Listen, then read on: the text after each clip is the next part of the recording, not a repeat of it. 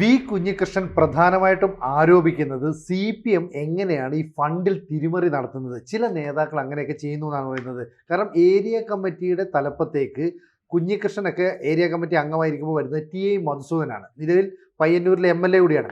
ഈ MLAയുടെ നേതൃത്വത്തിൽ നടത്തിയ ഫണ്ട് തട്ടിപ്പ് കൃത്യമായി പറഞ്ഞാൽ രക്തസാക്ഷിയുടെ പേരിൽ പിരിച്ച പണം പോലും തട്ടിയെടുത്തു. 3 കാര്യങ്ങളാണ് പ്രധാനമായിട്ടും പറയുന്നത്. അതായത് പാർട്ടിയുടെ ഏരിയ കമ്മിറ്റി ഓഫീസ് നിർമ്മാണവുമായി ബന്ധപ്പെട്ട് പിരിച്ച പണം, ചെലവാക്കിയ പണം, അതിനകത്തുള്ള തട്ടിപ്പ്. ഇനി സഖാവ് CV ധനരാജ് രക്തസാക്ഷി ഫണ്ടുമായി ബന്ധപ്പെട്ട കണക്ക്. മൂന്നാമത്തത് 2021 നിയമസഭാ തെരഞ്ഞെടുപ്പുമായി ബന്ധപ്പെട്ട കണക്ക്. അതായത് റെസിപ്റ്റ് അടിച്ച് പണം പിരിക്കുമ്പോൾ തന്നെ വ്യാജ റെസിപ്റ്റുകളും അതിനോടൊപ്പം തന്നെ അടിച്ചിട്ടുണ്ട്. 10-15 റെസിപ്റ്റുകൾ കൊടുത്ത് 20-23 ലക്ഷം വരെ പിരിച്ചെടുത്തു. ഇതിൽ പിന്നീട് കുഞ്ഞികൃഷ്ണനെ ഓഡിറ്ററായിട്ട് വെച്ച് ഇതിൻ്റെ കണക്ക് പരിശോധിച്ചപ്പോൾ ഈ തട്ടിപ്പെല്ലാം കണ്ടെത്തിയതും അങ്ങനെ മധുസൂദൻ ഒരു ശത്രുവായി മാറിയെന്നും ഒക്കെയാണ് പറയുന്നത്. മാത്രമല്ല മധുസൂദൻ ഏതാണ്ട് 10 വർഷം ഏരിയ കമ്മിറ്റി സെക്രട്ടറി ആയിട്ട് ഇരുന്നതിന് ശേഷം അദ്ദേഹത്തിന് താല്പര്യമുള്ള ഒരാളെ നിയമിക്കാൻ വേണ്ടിയിട്ട് കുഞ്ഞികൃഷ്ണനെ തള്ളിക്കളഞ്ഞു എന്നുമൊക്കെ പറയപ്പെടുന്നു. ഈ കണക്കുകൾ വെച്ച് നോക്കുമ്പോൾ രക്തസാക്ഷിയുടെ പേരിൽ പിരിച്ച പണം തട്ടിയെടുക്കുന്ന CPMകാരായിട്ട് പുതിയ കാലത്തെ നേതാക്കളും പ്രവർത്തകരും ഒക്കെ മാറിയും. നമ്മൾ പയ്യന്നൂരിലെ പാർട്ടിയുടെ പ്രശ്നങ്ങൾ പരിശോധിക്കുന്ന സമയത്ത് പഴയ CPMൽ നിന്ന് പുതിയ CPMലെത്തിയതും എങ്ങനെയാണ് പഴയ CPM ഇന്നത്തെ CPM ആയതും എന്നതാണ് വിശദീകരണത്തിന് വിധേയമാകുന്നത്. നമുക്കെല്ലാവർക്കും അറിയാവുന്ന കാര്യമാണ് പാർട്ടി ഒരുപാട് മാറിപ്പോയിരിക്കുന്നു എന്നുള്ളത്. പക്ഷേ അത് മാറി പാർട്ടി എന്താണോ അതല്ലാതാകുന്ന തരത്തിലേക്ക് മാറിക്കഴിഞ്ഞാൽ അത് പാർട്ടിക്ക് വലിയ പ്രശ്നമായി തീരും. ഇപ്പോൾ സംഭവിച്ചതാണ്. നിരവധി രക്തസാക്ഷികൾ അവരുടെ ജീവൻ ബലിയർപ്പിച്ച് കെട്ടിപ്പടുത്ത ഒന്നാണ് കേരളത്തിലെ കമ്മ്യൂണിസ്റ്റ് പാർട്ടി. ആ കമ്മ്യൂണിസ്റ്റ് പാർട്ടി എക്കാലത്തും രക്തസാക്ഷികളെ ഏറ്റവും ഉജ്ജ്വലമായിട്ടുള്ള രീതിയിൽ തന്നെ അവരുടെ ഊർജ്ജശേഖരണത്തിന് വേണ്ടി ഉപയോഗിച്ചിരുന്നു എന്നുള്ളത് ശരിയാണ്. രക്തസാക്ഷികൾ സിന്ദാബാദ്, രക്തസാക്ഷികൾ അമരന്മാർ എന്നെല്ലാം പറയുന്ന മുദ്രാവാക്യം പാർട്ടി അണികളെ എന്നും എക്കാലത്തും ആവേശഭരിതരാക്കി മാറ്റിയിരുന്നു. അപ്പോൾ അങ്ങനെ വളർന്നു വന്ന ആ പ്രസ്ഥാനത്തിൽ പിന്നീട് ഈ പൊളിറ്റിക്കൽ ആയിട്ടുള്ള സംഘടനകൾ, രാഷ്ട്രീയ സംഘടനകളൊക്കെ നടക്കും. പലരും മരിച്ചു വീഴും. അങ്ങനെ മരിച്ചു വീഴുന്ന ആ രക്തസാക്ഷികളെ സംരക്ഷിക്കുന്ന, അവരുടെ കുടുംബത്തെ സംരക്ഷിക്കുന്ന ബാധ്യത പാർട്ടി വളരെ കൃത്യമായിട്ട് തന്നെ ഏറ്റെടുക്കുകയും അത് അക്ഷരം പ്രതി നടപ്പിലാക്കുകയും ചെയ്യുന്ന രീതിയാണ് പഴയ പാർട്ടിക്കുണ്ടായി. പുതിയ പാർട്ടിയിൽ വന്ന സമയത്തും അതിന് മാറ്റം സംഭവിച്ചു എന്ന് നമുക്ക് പറയാൻ പറ്റില്ല. പക്ഷേ രക്തസാക്ഷികളുടെ പേരിൽ ഫണ്ട് പിരിക്കാൻ പോകുമ്പോൾ ആ ഫണ്ടിൽ കൈയിട്ട് വാരുന്ന ചില ആളുകളെങ്കിലും ആ പാർട്ടിക്കകത്തുണ്ട് എന്നുള്ളത് ഒരു സത്യമാണ്. 100 പേരുണ്ടെങ്കിൽ അതിൽ 3-4 പേര് കള്ളന്മാരായി മാറിയാൽ പോലും അത് പാർട്ടിയുടെ വൈകാരികമായ മണ്ഡലത്തെ തകർക്കുന്നൊരു കാര്യമാണ്. രക്തസാക്ഷിക്ക് വേണ്ടി പിരിച്ച പണം കട്ടുതിന്നുന്നവനെ കയ്യോടെ കോടാലിക്ക് വെട്ടിക്കളയാനായിട്ടുള്ള ഒരു ആഗ്രഹം പോലും ആ പാർട്ടിയിലെ സഹാക്കൾക്കുണ്ടാവും എന്നാണ് ഞാൻ കണക്കാക്കുന്നത്. കാരണം അത്ര നീചമായൊരു പ്രവൃത്തിയായിട്ട് അതിനെ കണക്കാക്കുക. അവിടെയാണ് ഈ പയ്യന്നൂരിലെ പ്രശ്നം. പയ്യന്നൂരിലെ വിഭാഗീയത എന്ന് പറയുന്നത് ഇപ്പോൾ കത്തിപ്പടരുന്നു എന്നാണ് ഞാൻ മനസ്സിലാക്കുന്നത്. ഈ വിഭാഗീയത ഒരുപാട് കാലമായി പാർട്ടിക്കകത്തുണ്ട്. 1990കളിൽ ആരംഭിച്ച വിഭാഗീയത, ശക്തമായ വിഭാഗീയത, പിന്നീട് 2000-ലൊക്കെ ആകുന്ന സമയത്ത് കേരളത്തിൽ പ്രത്യേകിച്ച് എറണാകുളം ജില്ല അടക്കമുള്ള മേഖലകളിൽ നിരവധി പ്രമുഖരായിട്ടുള്ള സഹകളെ വെട്ടിപ്പുറത്താക്കിയത് ആ വിഭാഗീയതയുടെ അടിസ്ഥാനം. അന്ന് കണ്ണൂർ പാർട്ടിയൊക്കെ എന്ന് പറഞ്ഞാൽ ഒറ്റക്കെട്ടായിട്ട് ഇങ്ങനെ നിൽക്കുന്ന കാലമാണ്. ഇവിടുത്തെ വിഭാഗീയത അവർക്കൊന്ന് മനസ്സിലാക്കാൻ കഴിയുമായിരുന്നു. പക്ഷേ 10-25 കൊല്ലങ്ങൾക്ക് ശേഷം ഈ എറണാകുളത്തൊക്കെ അരങ്ങേറിയ വിഭാഗീയത എന്ന് പറയുന്നത് കണ്ണൂരിൽ ഇപ്പോൾ അരങ്ങേറുന്നു എന്നാണ് നമ്മൾ മനസ്സിലാക്കേണ്ടത്. എറണാകുളത്തെ അത്രയും തീവ്രമായിട്ടുള്ള രീതിയിലൊന്നും അല്ലാതെ. അതുകൊണ്ടാണ് അവിടെ ഇങ്ങനെ ഒരു സംഭവം നടന്ന സമയത്ത് പയ്യന്നൂരിൽ പ്രശ്നങ്ങൾ ഉണ്ടാകുന്നതും ആ പയ്യന്നൂരിലെ പ്രശ്നങ്ങൾ പരിഹരിക്കാനായിട്ട് പാർട്ടിക്ക് വളരെ ബുദ്ധിമുട്ടുണ്ടാവുകയും ചെയ്യുന്നു. അവിടെ ജനങ്ങൾ അതിൻ്റെ സത്യാവസ്ഥ മനസ്സിലാക്കുന്നു, അവർ നേതൃത്വത്തിനെതിരെ നിൽക്കുന്നു എന്നുള്ളതാണ്. ഇത് ഈ രക്തസാക്ഷികളുടെ ജീവൻ കൊണ്ട്, ഊർജം കൊണ്ട് വളർന്നു വലുതാകുന്ന ഒരു പാർട്ടിയെ സംബന്ധിച്ചിടത്തോളം വലിയ പരിക്കുണ്ടാക്കുന്നൊരു കാര്യമാണ്. അതിൽ കൃത്യമായിട്ടുള്ള ഇടപെടൽ നടത്തി കൃത്യമായിട്ട് അവിടെ പിരിച്ച ഫണ്ടിൻ്റെ കണക്ക് ജനങ്ങളെ ബോധിപ്പിക്കേണ്ടത് ആവശ്യമാണ്. നേരത്തെ അവിടുത്തെ ജില്ലാ സെക്രട്ടറി രാകേഷ് പറഞ്ഞതെന്ന് വെച്ചാൽ കണക്ക് പൊതുസമൂഹത്തിന് മുന്നിൽ വെക്കുമെന്ന് പറഞ്ഞാൽ പിന്നെ വെക്കില്ലെന്ന് പറഞ്ഞു. നമുക്കറിയാം ഇപ്പോൾ വലിയ വലിയ ഫണ്ടുകളൊക്കെ പിരിച്ചിരുന്ന സമയത്ത്, ദുരിതാശ്വാസ ഫണ്ട് പിരിച്ചിരുന്ന സമയത്ത് അത് ദേശാഭിമാനിയിൽ എല്ലാ ദിവസവും കൃത്യമായിട്ട് എന്ത് ചെയ്യുമായിരുന്നു, ആരാണ് പണം കൊടുത്തത്, അത് എത്രയാണ് കൊടുത്തത്, അതിൻ്റെ പേരും പണവും അതിനകത്ത് എഴുതുമായിരുന്നു. അങ്ങനെ കൃത്യമായിട്ട് എല്ലാ ദിവസവും പിരിക്കുന്ന പണത്തിൻ്റെ കണക്ക് വരെ കൃത്യമായിട്ട് കേരള സമൂഹത്തിനോട് പറഞ്ഞിട്ടുള്ള പാർട്ടിയാണ് CPM എന്ന് പറയുന്നത്. എന്തുകൊണ്ട് ഇപ്പോൾ അവിടെ പിരിച്ച ഫണ്ട് കൃത്യമായിട്ട് ജനങ്ങളുടെ മുന്നിൽ അവതരിപ്പിക്കാനായിട്ട് കഴിയുന്നില്ല എന്നുള്ളൊരു ചോദ്യമുണ്ട്. അതിന് എനിക്ക് തോന്നുന്ന ഒരു പ്രശ്നം ഇതാണ്. പഴയ കാലത്ത് ജനങ്ങളിൽ നിന്ന് നേരിട്ട് ഫണ്ട് പിരിക്കുന്നതിന് വരെ ഇപ്പോൾ സമ്പന്നരായിട്ടുള്ള ആളുകളിൽ നിന്നാണ് പണം കൂടുതലായിട്ട് പിരിക്കുന്നത്. അപ്പോൾ ഈ പറഞ്ഞില്ലേ എത്ര 19 റെസീറ്റാണ് ഇതിനകത്ത് ഇപ്പോൾ ഈ ധനരാജ് ഫണ്ടിൻ്റെ 19 ഇതിനകത്ത് പറയുന്നുണ്ട് 98 ലക്ഷം രൂപയാണ് ഈ ധനരാജ് രക്തസാക്ഷി ക്ക് വേണ്ടിയിട്ട് പിരിച്ചത്. ഈ പിരിച്ചതിന് ചെലവ് 98,61,000 എന്നൊക്കെ കാണിക്കുന്നു. ഇതിനകത്ത് കുടുംബത്തിനുള്ള സഹായം, വീട് നിർമ്മാണം, കേസ് ചെലവ്, ഇതിനായിട്ടൊക്കെയാണ് പൈസ വിനിയോഗിക്കേണ്ടത്. പക്ഷേ ഈ കണക്കിനകത്ത് ആകെ 90 ലക്ഷം രൂപയോളം പിരിച്ചപ്പോൾ ചെലവ് 19,37,000 ബാക്കിയുള്ളത് 70,67,000 രൂപയുണ്ട്. ഇതിൽ ഈ പണം എടുത്തിട്ട് പിന്നീട് പാർട്ടി ഓഫീസ് നിർമ്മിക്കാനായിട്ട് തീരുമാനിക്കുന്നു. അതുപോലെ തന്നെ പാർട്ടിയുടെ പ്രവർത്തനങ്ങൾക്ക് വേണ്ടിയിട്ട്, ഇലക്ഷൻ ഫണ്ടിന് വേണ്ടിയിട്ട് റെസിപ്റ്റ് അടിക്കുന്നു. ഈ റെസിപ്റ്റിൽ തന്നെ 19-20 റെസിപ്റ്റ് കാണാതെ പോകുന്നു.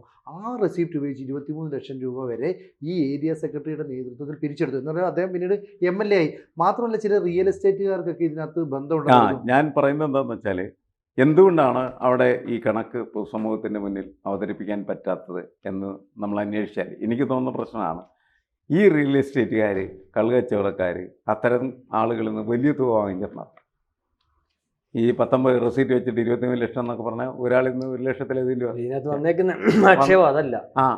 ഈ ഈ നമ്മുടെ പാർട്ടി സംവിധാനത്തിനകത്ത് നിന്ന് റെസിപ്റ്റ് PS മാഷിന് അറിയാമല്ലോ.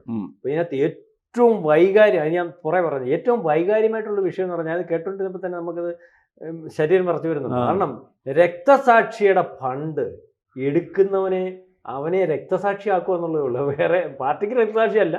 അതെടുക്കുന്ന എങ്ങനെ എടുക്കാൻ പറ്റും? അല്ല, പാർട്ടി പഴയ കാലത്തൊക്കെ അങ്ങനെ അവന്റെ കൈയും അല്ല, അവനെ അത് ഏതിന്റെ ആയാലും നമ്മളിപ്പോ ഒരു ഒരുത്തൻ മരിച്ചു കഴിഞ്ഞിട്ട് ആ കുടുംബത്തെ സഹായിക്കാൻ അതിന്റെ വ്യാജേന ഇറങ്ങി ആ സഹാനുഭൂതിയിൽ ആൾക്കാർ പൈസ കൊടുക്കുന്ന പൈസ എടുത്ത് നമ്മളെ കൊണ്ട്, ആരെ കൊണ്ട്, മനുഷ്യനെ കൊണ്ട് പറ്റുന്ന പണിയല്ല. പ്രത്യേകിച്ച് കമ്മ്യൂണിസ്റ്റുകാർ. അല്ല, പാർട്ടി നേരത്തേക്ക് അത്തരം ആളുകളുടെ കൈയും കാലൊക്കെ വിട്ടുവരുന്നു. മനസ്സിലായി? അതാണ് ഇപ്പൊ ഇയാള് പറയുന്ന അതിനകത്തെ ഫണ്ട്, ആ രക്തസാക്ഷി ഫണ്ടിനകത്തുനിന്ന് ഞാൻ മനസ്സിലാക്കുന്നത് ഏതാണ്ട് 10-40 ലക്ഷം രൂപയുടെ തിരിമറി നടത്തിയിട്ടുണ്ടെന്നാണ് പറയുന്നത്. മനസ്സിലാവുന്നുണ്ടോ? അതിന് കണക്കില്ല. രണ്ടാമത് കെട്ടിട നിർമ്മാണ ഫണ്ടിനകത്തുനിന്ന് ഏതാണ്ട് 3/4 ലക്ഷം കോടിയോളം രൂപയുടെ തിരിമറി നടത്തി. ഈ രക്തസാക്ഷിക്ക് വീട് നിർമ്മിച്ച് നൽകിയതിനകത്ത് 5 ലക്ഷം രൂപ വെട്ടിച്ചിട്ടുണ്ട്. മനസ്സിലായി? അത് മൊത്തത്തിലാണ് പറഞ്ഞത്. പിന്നെ മൂന്നാമത് വരുന്നത് ഈ കെട്ടിട നിർമ്മാണ ഫണ്ടുണ്ട്, പിന്നെ ഇലക്ഷൻ ഫണ്ട്, പ്രധാന കാര്യം. ഇതിനകത്ത് എല്ലാം കൂടെ കോടാനുകോടി രൂപ തിരിമറി നടത്തുന്നു. ഇതിന്റെ പിറകിലല്ല ഈ മധുസൂദനൻ എന്ന് പറയുന്ന ആളും അയാളുടെ ബിനാമിയുമാണ്. ഇതിനകത്ത് മേടിച്ച പണത്തിന്റെ കാര്യമല്ല. മധുസൂദനൻ വ്യാജമായിട്ട് റെസിപ്റ്റ് അടിച്ചതിന് തെളിവ് കിട്ടുകയും ആ റെസിപ്റ്റുകൾ ഒളിപ്പിച്ചു വെക്കുകയും ഇത് പിന്നെ പിടികൂടുമ്പോൾ വേറെ റെസിപ്റ്റ്, വ്യാജ റെസിപ്റ്റ് കൊണ്ടുവരുന്നു. മാത്രവുമല്ല, എത്രത്തോളം വ്യാജ റെസിപ്റ്റ് അടിച്ചെന്ന് അറിയത്തില്ല. അതെ, പിടിച്ചതിനാരെയും പറയുന്നേ, ഇദ്ദേഹം ചോദിച്ചതിന് വ്യാജ റെസിപ്റ്റാണ് കൊണ്ടുവന്നത്. മാത്രമല്ല, റിയൽ എസ്റ്റേറ്റ് കാര്യം പറഞ്ഞു, റിയൽ എസ്റ്റേറ്റുകാരൻ പാർട്ടിയുടെ തെരഞ്ഞെടുപ്പ് അല്ലെങ്കിൽ പാർട്ടി ഫണ്ട് അല്ലെങ്കിൽ ഉത്തരവാദിത്തപ്പെട്ട റെസിപ്റ്റ് പിരിക്കുക. നമ്മൾ CPM കാര്യം എങ്ങനെയാണെന്നറിയാം? CPM ഫണ്ട് ഇവരിൻ്റെ റെസിപ്റ്റ് ആർക്കോ കിട്ടും, ഏരിയ സെക്രട്ടറിക്ക് കിട്ടും, ഏരിയ കമ്മിറ്റി അംഗങ്ങൾക്ക് കിട്ടും, ലോക്കൽ സെക്രട്ടറിക്ക് കിട്ടും. അവർ താഴോട്ട് ലിസ്റ്റ് ഇട്ടല്ലേ ഇത് കൊടുക്കുന്നേ. ആ സാധനമാണ് വെളിയിൽ പോയി കണ്ണൂർ പോലുള്ള ഒരു സ്ഥലത്ത് വ്യാജമായിട്ട് അടിച്ചു. മാത്രമല്ല, പാർട്ടിയുമായിട്ട് യാതൊരു ബന്ധവുമില്ലാത്ത ഒരു മുതലാളി കൊണ്ടുവന്ന് പിരിക്കുകയാണ്. ഇത് സത്യമാണെങ്കിൽ എന്തോ കണ്ണൂരെ പാർട്ടി അപ്പം അതിനെക്കാട്ടിൽ എത്ര വൃത്തിയായിരിക്കും ഇവിടുത്തെ പാർട്ടി.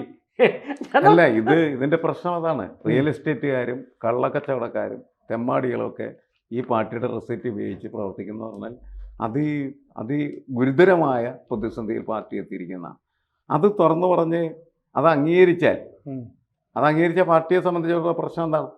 ഇതൊക്കെയാണല്ലോ പാർട്ടി എന്ന ആളെല്ലാവരും ധരിക്കും. ധരിക്കുന്നത്. അതോട് അത് സമ്മതിക്കേണ്ടി വരും. അത് സമ്മതിക്കാത്തതിൻ്റെ പേരിലാണ് അവിടുത്തെ കണക്കുകൂലി അവതരിപ്പിക്കാത്തതെന്നാണ് ഞാൻ പറഞ്ഞത്. കണക്ക് പൊതുസമൂഹത്തിൻ്റെ അവതരിപ്പിക്കാത്ത അവനിൽ നിന്ന് കാശ് വാങ്ങിച്ചല്ലേ, എന്തിന്? കാരണം അവൻ ഇങ്ങനെയുള്ള പരിപാടിയൊക്കെ നടത്തി ഉണ്ടാക്കുന്ന കാശാണ്. ആ കാശിൽ നിന്ന് കാശ് വാങ്ങിക്കുമ്പോൾ സ്വാഭാവികമായിട്ട് നിങ്ങൾ എന്തിനാണ് അവൻ്റെ പണം വാങ്ങിച്ചതെന്ന് സാധാരണ സാക്കൾ ചോദിക്കാൻ സാധ്യതയുണ്ട്. മുൻപ് അങ്ങനെയല്ല, സാധാരണക്കാരായിട്ടുള്ള ആളുകളാണ് കൊടുക്കുന്നത് അല്ലേ? ദേശമാനിയൊക്കെ കെട്ടിപ്പടുക്കുന്നതിന് വേണ്ടിയിട്ട് സാധാരണ ദേശമാനിയൊക്കെ പണ്ടുണ്ടാക്കി എങ്ങനെയാണെന്ന് അങ്ങനെയല്ലേ? അതെ, അതേ രീതിയിലല്ലേ ഇപ്പം ഇതേ രീതിയിൽ തന്നെ ഈ പറയുന്ന രക്തസാക്ഷി ഫണ്ട് അതിനകത്ത് CPM-നകത്ത് അതിനകത്ത് വേറൊരു മെറിറ്റ് നമ്മൾ കാണണം. എപ്പോഴും ഇത് ഈ രക്തസാക്ഷികൾ ഉണ്ടെങ്കിൽ അത് കണ്ണൂർ നമ്മൾ കാണുമെന്ന് പറഞ്ഞ് അവരെ പാർട്ടി ഏറ്റെടുക്കുന്നുണ്ടായിരുന്നു. പാർട്ടി ഏറ്റെടുക്കുന്നുണ്ട്, അവരുടെ വീട്ടില് ഈ പാർട്ടിക്ക് വേണ്ടി ജയിലിൽ പോയവരുടെ ചെലവ് ഏറ്റെടുക്കുന്നുണ്ട്, അതെല്ലാം നടത്തുന്നുണ്ട്. പക്ഷേ ഇതിന്റെ മറവിൽ 10,000 രൂപ വീട്ടിൽ കൊടുക്കുമ്പോൾ 30,000 രൂപ 50,000 രൂപ അതിന്റെ കെയർ ഓഫ് പിരിച്ചു മാറ്റി സ്വന്തം വീട്ടിലേക്ക് കൊണ്ടുപോകുന്ന നേതാക്കന്മാർ മാർക്സിസ്റ്റ് പാർട്ടിക്കകത്ത് പ്രത്യേകിച്ച് കണ്ണൂരിൽ നിന്നും കൂടി ഉണ്ടാവുക എന്ന് പറയുമ്പോൾ ആ പാർട്ടിയുടെ റവജി, അതിപ്പോ ഈ MLA, ഇയാൾ MLA എന്ന് പറയുന്നത്, ഇയാളുടെ പേരിൽ പറയുന്ന ആരോപണം ശരിയാണെങ്കിൽ ശ്രീനിവാസന്റെ പടം പോരാ. ഏതാ ശ്രീനിവാസന്റെ പടം ഉണ്ടല്ലോ, ഗൾഫില് ശ്രീനിവാസൻ നിവർത്തിയായിട്ട് നല്ലൊരു കമ്മ്യൂണിസ്റ്റ് ആയിട്ട് ഗൾഫിൽ പോകുമ്പോൾ MLA ആയി മന്ത്രിയാവുന്ന ഒരുത്തിന്റെ ചത പോലെ അയാള് രക്തസാക്ഷിയുടെ ചോര ഊറ്റി കുടിച്ച് അല്ലെങ്കിൽ രക്തസാക്ഷിയുടെ ചോര തലയിൽ കൂടി കോരി ഒഴിച്ചിട്ട് നിൽക്കുന്ന ഒരു MLA ആയിട്ടല്ലേ നമുക്ക് ഇയാളെ കാണാൻ നോക്കും. അതാണ് പ്രശ്നം. ഈ കുഞ്ഞികൃഷ്ണൻ പറഞ്ഞ ആരോപണം ഇത്രയാണ്. കെട്ടിട നിർമ്മാണത്തിലും ധനരാജ് ഫണ്ടിലും മാത്രമായിട്ട് പാർട്ടിക്ക് നഷ്ടമായത് 51.22 ലക്ഷം രൂപയാണ്. ഇത് പാർട്ടിയുടെ പല ഘടകങ്ങൾ ഞാൻ അവതരിപ്പിച്ചിട്ടും ഈ നേതൃത്വം ഈ തട്ടിപ്പുകാർക്കൊപ്പം നിന്നു എന്നുള്ളതാണ് ഇയാൾ പറയുന്നത്. അതായത് ഈ പ്രശ്നം പാർട്ടി അംഗീകരിച്ചു, ശരിയാണ്, ഉണ്ണികൃഷ്ണൻ പറയുന്നതാണ് ശരി. പക്ഷേ അത് അംഗീകരിച്ച് മുന്നോട്ട് പോകാനായിട്ട് പറ്റില്ല. ഇന്നത്തെ പാർട്ടി ചില കാര്യങ്ങൾ വെളിച്ചത്ത് പറയാൻ പറ്റുമോ? ഞാൻ ഈ പറഞ്ഞ പോലെ ഇപ്പൊ ഈ VS മാഷി പറയാറില്ലേ, പപ്പൻ പണ്ട് സെക്രട്ടറി ഈ അന്ന് വിഷയം വരുന്ന ഇയാൾ പ്രസിഡന്റായിട്ടിരിക്കുന്ന സമയത്ത് ഇയാൾ കുഴപ്പക്കാരനാണ് പാർട്ടി സെക്രട്ടറി നമ്മുടെ AK സെന്ററിൽ കണ്ടെത്തിയ 3 കോടി രൂപ നമ്മൾ 3 അതിലേക്ക് കോടിക്കണക്കിന് രൂപയുടെ ഇതല്ല കൊള്ളയല്ല മറ്റേ ചില അഴിമതികൾ നടത്തി അത് അവിടെ വിളിച്ചു വരുത്തി അത് അവിടെ വെച്ച് അവിടെ തീർക്കുക. പപ്പൻ വോട്ട് ചെന്ന് പാർട്ടിക്ക് പറയാനൊക്കോ? അന്വേഷണം വെച്ച് പാർട്ടി ഇത് കൈകാര്യം ചെയ്യണം. ആരാണ്? പപ്പനല്ല, CPM-നല്ലേ അതിന്റെ പ്രശ്നം എന്ന് പറയുന്ന പോലെ ഇവിടെ കുഞ്ഞികൃഷ്ണൻ പറയുന്നത് ശരി. അതുകൊണ്ടാണല്ലോ ജില്ലാ സെക്രട്ടറി ഇല്ല നമ്മളില്ല വായിക്കാത്ത നെല്ലിക്കായിട്ടിട്ട് കാര്യം പറയുന്നവരെ കാര്യം പറഞ്ഞ് പത്രസമ്മേളനത്തിൽ ഏതാ രാഷ് അല്ലെങ്കിൽ ഈ കാര്യത്തിനകത്ത് കൂടുതൽ വർത്തമാനം പറയാത്തത്. അവിടെ കൊണ്ടങ്ങ് തീർന്നോട്ടെ, അവിടെ കൊണ്ടങ്ങ് ഒതുങ്ങിയോട്ടെ, അത് വലുതാക്കണ്ട, മറുപടി പറയേണ്ടാതെ പാർട്ടി തീരുമാനിക്കുമ്പോൾ പിയേഴ്സൺ മാഷി പറഞ്ഞ പോലെ അതിനകത്ത് ചില കുഴപ്പങ്ങളുണ്ട്. ആ കുഴപ്പങ്ങളുടെ കൂടെ അവിടുത്തെ പാർട്ടി നിൽക്കുന്നുണ്ടായി ഈ മധുസൂദനൻ MLA ആയത്.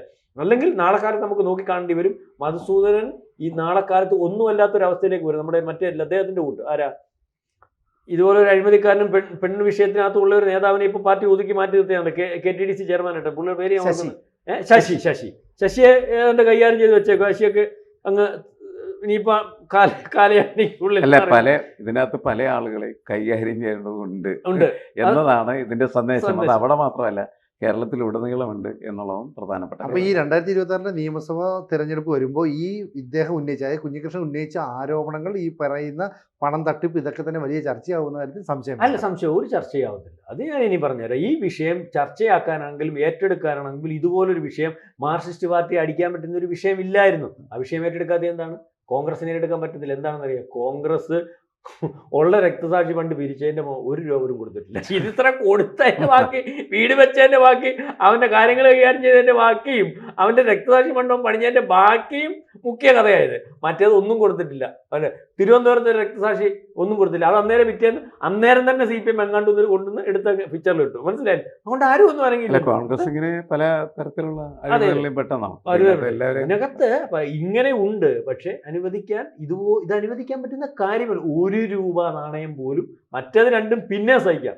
രക്തസാക്ഷിയുടെ എടുത്ത് ചെലവാക്കുക എന്ന് പറഞ്ഞാൽ അത് കമ്മ്യൂണിസ്റ്റ് അല്ലെങ്കിൽ ആ മനോഭാവമുള്ള ഞാൻ പറഞ്ഞത് ആരായാലും അതൊരു മനുഷ്യത്വത്തിന് അതെ മനുഷ്യത്വമുള്ളവൻ ചെയ്യുന്നതല്ല. മനുഷ്യത്വം ഏറ്റവും ഉള്ളവനും അങ്ങനെ ആയിരിക്കണം നിർബന്ധം പിടിക്കുന്നവനും അങ്ങനെയുള്ളവനാവണം കമ്മ്യൂണിസ്റ്റ് എന്ന് കമ്മ്യൂണിസ്റ്റുകാരനല്ലാത്തവൻ പോലും നിർബന്ധം പിടിക്കുന്ന ഒരു കാലത്താണ് ഇത് സംഭവിക്കുന്നത്. കൂടുതൽ വാർത്തകളും വിശേഷങ്ങളും നിങ്ങളിലേക്ക് എത്താൻ ABC മലയാളം സബ്സ്ക്രൈബ് ചെയ്യുക, ബെൽ ബട്ടണും അമർത്തുക.